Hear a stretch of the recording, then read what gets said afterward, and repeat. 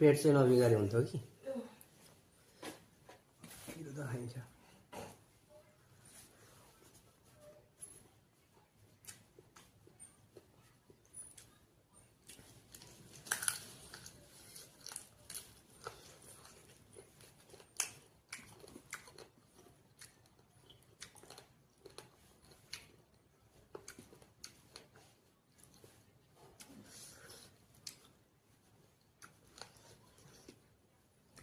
खुर्सानी त यो चाहिँ दामी रहेछ नि त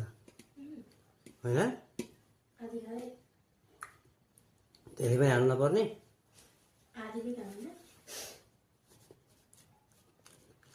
त्यस्तो पिरो पर्दैन यति खाँदा चाहिँ पिरो लाग्थ्यो के तिमीले त्यो खाएको हो नि त्यो अघि आधी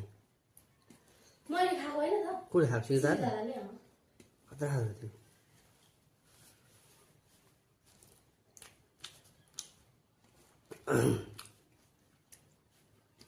सबैभन्दा पिरो खुर्सानी मणिपुरमा भेटिन्छ त्यो कुरा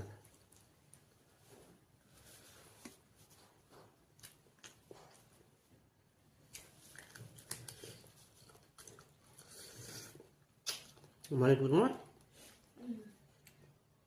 दालहरू सागसब्जी बहुत बढिया हुन्छ साग त भन्छ भने मान्छे जस्तो अल्को हुन्छ नि हो आइसा जस्तो अल्को हुन्छ 3-4 वर्षको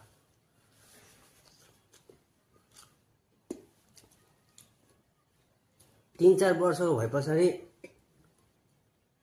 तितो हुँदो रहेछ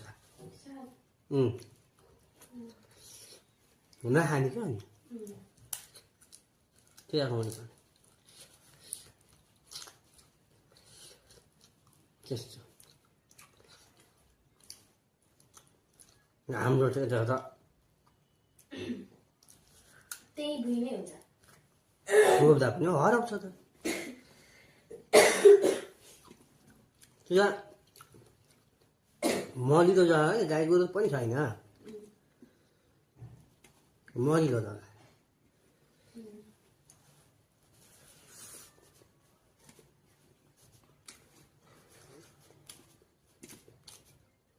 माटो पनि